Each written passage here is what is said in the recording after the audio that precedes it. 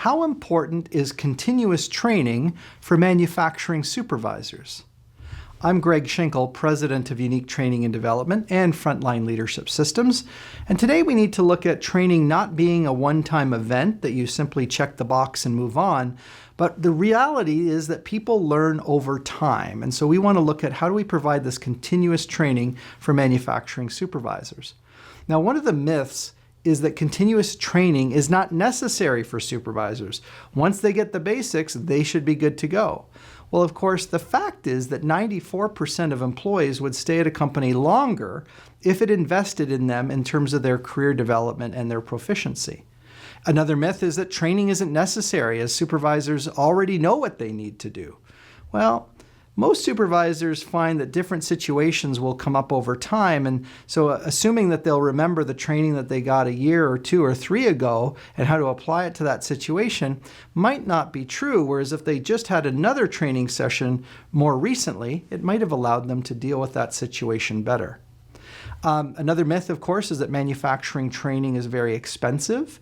Well, the reality is sometimes it is a bit of an investment, but the question is, how important is the supervisor to driving the profitability and the cost structure in your factory or your warehouse? I mean, the reality is, even if you did have to spend a few $1,000s developing a supervisor, what kind of payoff are you getting in terms of not only the employee morale, but the overall productivity and the ability to hit your numbers? And I guess the last myth that we should deal with is that training only covers technical topics. Well, many organizations feel that if we just give them the technical skills that they need, that's all that a manufacturing supervisor needs. So I disagree with that. And we also know that 56% of employees said that they would spend more time learning if their manager directed them to a specific course that they could take in order to improve their results. So training benefits not only the supervisor, but also the team members as well. Now, we had one client where we worked with them over a number of years, and each year I would come back and talk with the president of the company, and I'd say, hey, we got these great new topics that we could cover. And he said, you know what?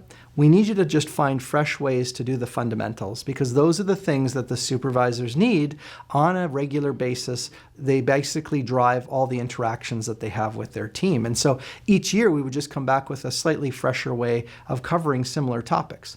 Another of our clients said, hey, you did some great training last year, it was well received, but we noticed that people need a little bit more practicing time. So we created a second phase in the program and spent the first day of that next 2-day block just practicing some of the key skills in those behaviors that will make the highest, basically have the highest impact in terms of the organization's success. And then the second day of that second phase, we covered some of the topics that were newer to the supervisors that would enhance their learning further. So we've got a few tips for how to provide continuous learning and training for manufacturing supervisors. Number one is, of course, to define the performance gaps. Now, there's usually a gap where you can see that supervisors are struggling with certain kinds of interactions that they have with their team members. And that's a great way or a great place to start in terms of what training will be of highest value to them right away. This is going to help you to do these interactions more successfully. So take a look at those performance gaps. Number two is be prepared to make a multi-year commitment. It's not that you can't pause it or delay it if you have to, if business conditions change, but be thinking right off the bat that this is not a one-time intervention that we're going to do with these folks, that they really need to be nourished as leaders over time. It's the same reason why you do preventive maintenance on some of your equipment. You don't just install it new and say, hey, we'll just ride this thing till it breaks down. You do preventive maintenance, and the same thing is needed to keep the leadership training and the skills fresh for your supervisors. And number three is to share successes and challenges. Now, when we talk about sharing successes and challenges, we mean that after the training, and sometimes even during the training, we want supervisors to interact with one another so that they can share, here's some of the things I was trying and here's how it worked.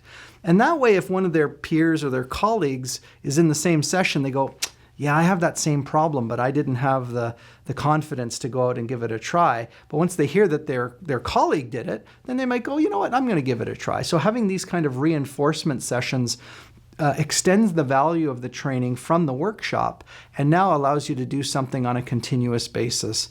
And it'll inspire people to put into action some of the training that they did receive, but just didn't make a commitment to do it on the shop floor. So When you provide continuous learning and training to your manufacturing supervisors, no better choice than to deal with us at Frontline Leadership Training. And our Frontline Leadership Training program can be delivered on site or through our virtual training studio, or now through our most innovative Frontline Leadership on-demand tool, where they get the learning when they want it to the device of their choice. All of that starts with connecting with our team, and you can do that on our website at uniquedevelopment.com. And when you do have that conversation, just see how we could structure an initial pilot program that can demonstrate the value that we bring. And then based on that, look at a longer term, more continuous leadership training for your supervisors.